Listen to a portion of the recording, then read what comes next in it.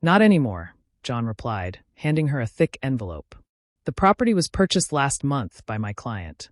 As per the agreement your lawyer signed, you're now renting with a mandatory renovation clause. This is impossible, Victoria screeched. Who dares to? That was my cue. I stepped out of my car and walked up the marble steps, enjoying the way Victoria's eyes widened in disbelief. Hello, Victoria, I said calmly. Her voice faltered. But you're a waitress. I smiled, thinking of my grandfather and everything he taught me about business. I am many things, Victoria. A waitress, yes.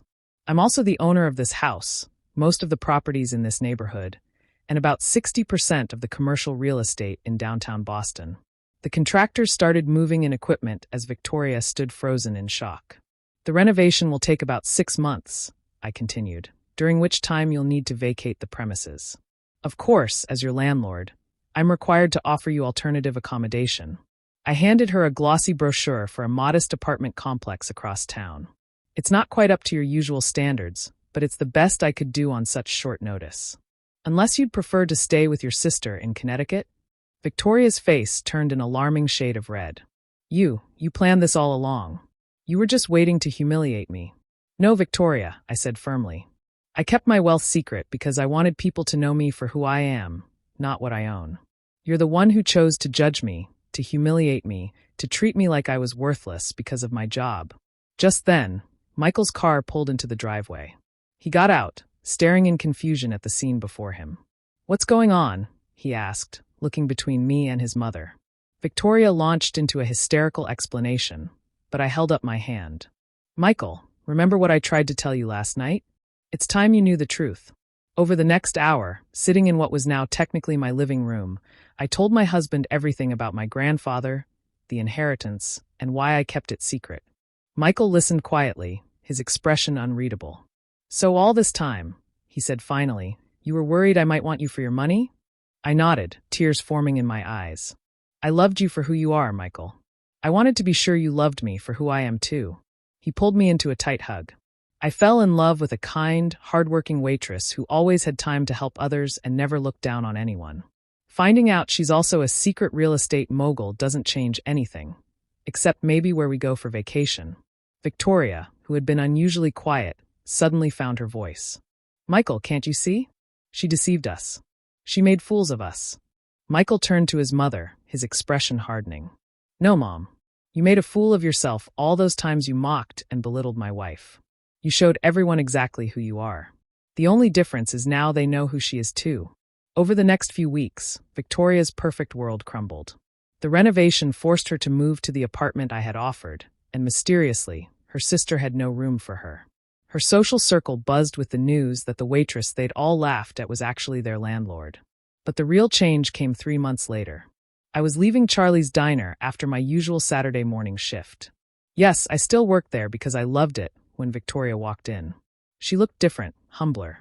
I've been doing a lot of thinking, she said quietly. About who I am, about how I treat people. I owe you an apology. I studied her face, seeing genuine remorse for the first time. Would you like some coffee? I asked. I make a pretty good cup for a worthless waitress. She flinched at her own words being thrown back at her. I deserve that. I deserve all of this. I miss my son, and I know that means making things right with you first.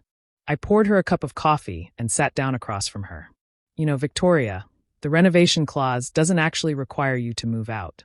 I just wanted you to understand what it feels like to have your world turned upside down by someone else's judgment. She stared at me, realization dawning. You mean you can move back into the mansion once you've learned to treat people with respect, regardless of their job or bank account. Real respect, not just politeness, because I'm your landlord. Victoria took a shaky breath. I'd like that. And maybe you could teach me how to make those pancakes Michael loves so much? I couldn't help but smile. We'll start with coffee basics and work our way up. That day marked a new beginning. Victoria did move back into the mansion eventually, but not before spending 6 months working part-time at the diner with me. She learned every employee's name, their stories, their dreams. She learned that worth isn't measured by wealth or status, but by how you treat others. Michael and I moved into a penthouse downtown, but we kept our modest apartment too. I continued working at the diner because it reminded me of who I was and what really mattered. My grandfather's legacy wasn't just the real estate empire he built. It was the values he taught me about hard work, humility, and treating everyone with dignity. Every Sunday now, Victoria joins us for brunch. She makes the coffee herself, and nobody cares that it's not quite as good as mine.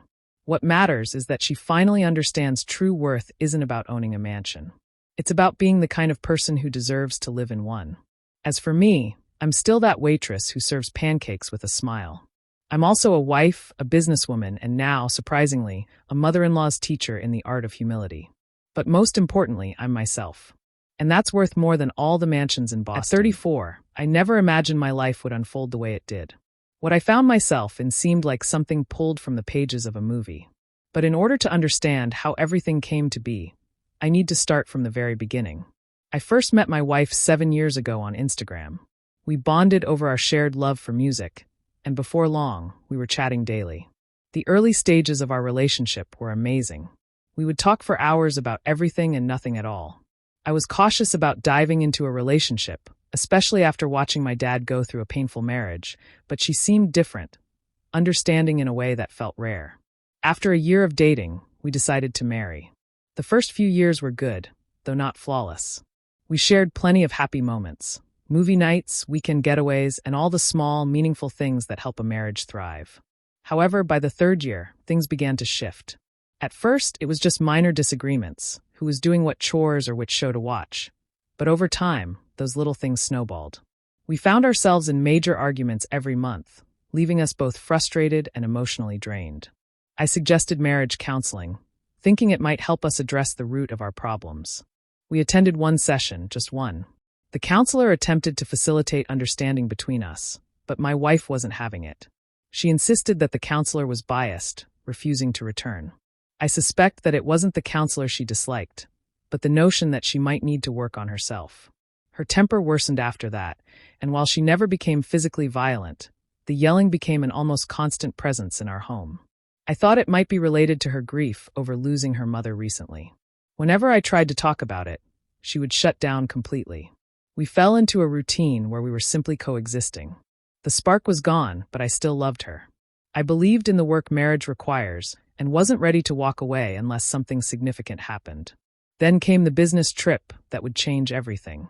I work in sales, a typical job that occasionally demands travel to different cities. This particular trip was supposed to last 4 days, but on the third day, we were called back because of an emergency at the office. Wanting to surprise my wife, I bought her favorite flowers, yellow tulips, and headed home early. I had a key, so I let myself in quietly, hoping to catch her off guard. The house was eerily silent, no TV, no music, just quiet. I checked the living room first, then the kitchen. Empty. When I reached our bedroom door, I heard sounds that made my stomach churn. I opened the door and saw them, my wife with another man. The sight is seared into my memory forever. Their faces, full of shock, when they saw me standing there with flowers in hand, were like something frozen in time. The man scrambled to grab his clothes and tried to rush past me. I grabbed him by the throat and slapped him twice. I'm not proud of that moment, but in that instant, I wasn't thinking clearly. After he left, my wife just stood there, adjusting her clothes and hair as if nothing had happened. What she said next struck me harder than seeing her with another man. "Why are you even back?" she asked, anger in her voice.